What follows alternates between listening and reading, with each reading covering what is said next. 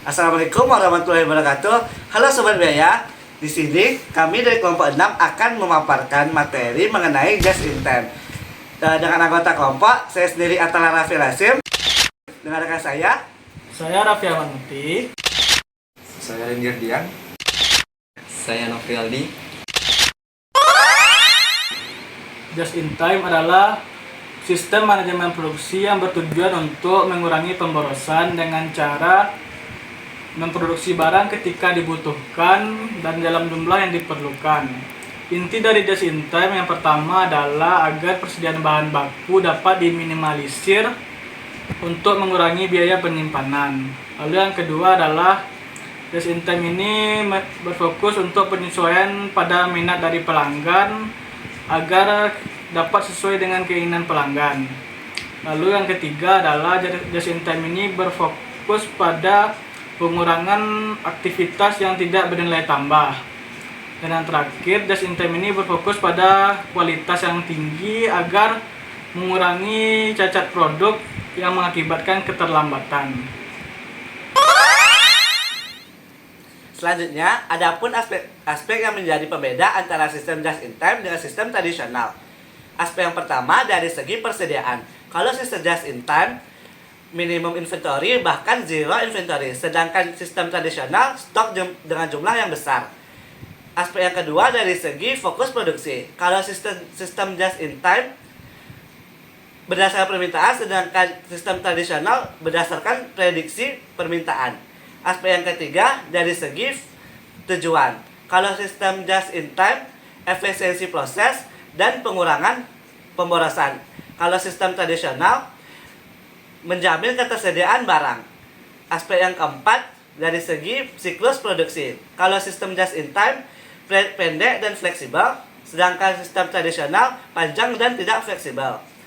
Aspek yang kelima dari segi hubungan dengan pemasok. Kalau sistem just in time kerjasama jangka panjang, sedangkan sistem tradisional transaksi sesaat sesuai kebutuhan. Konsep backflash costing. Backflash costing adalah metode akuntansi biaya di mana biaya langsung dialokasikan ke barang jadi saat proses produksi selesai, tanpa melacak biaya bahan baku atau biaya tenaga kerja secara rinci selama proses produksi. Ciri-ciri utamanya, yang pertama, tidak menggunakan metode pencatatan persediaan tradisional secara terperinci. Yang kedua, biaya dihitung secara mundur berdasarkan output barang jadi. Yang ketiga, mengurangi kerumitan pencatatan. Metode ini cocok untuk sistem just in time karena persediaan bahan baku atau barang dalam proses diminimalkan sehingga pencatatan rumit tidak diperlukan. Selanjutnya, hubungan just in time dengan backflash costing. Hubungan yang pertama, keselarasan tujuan. Just in time bertujuan mengurangi persediaan sehingga tidak diperlukan pencatatan untuk bahan baku atau barang dalam proses secara rinci, yang sejalan dengan metode backflash costing. Hubungan yang kedua, penyederhanaan proses akuntansi. Dalam sistem just in time, fokusnya adalah pada barang jadi yang dikirim tepat waktu. Metode backflash costing memungkinkan pelacakan biaya langsung ke barang jadi tanpa memperhatikan rincian tahapan proses. Hubungan yang ketiga adalah efisiensi operasi. Just in time dan backflash costing sama-sama dirancang untuk menyederhanakan alur operasi dan meningkatkan efisiensi. Berbicara mengenai analogi dasar akuntansi keuangan diibaratkan sebagai kamera dokumentasi keuangan yang bersifat objektif, yang dimana mengambil gambar yang akurat tentang kondisi keuangan perusahaan pada waktu tertentu atau laporan keuangan.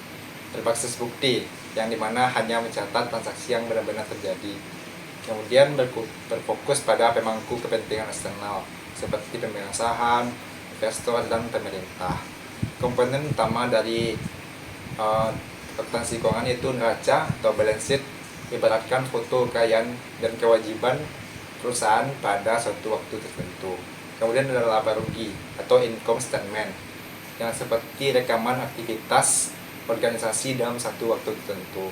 Kemudian ada arus kas yaitu atau cash flow statement seperti peta yang menunjukkan kemana uang masuk dan uang keluar perusahaan.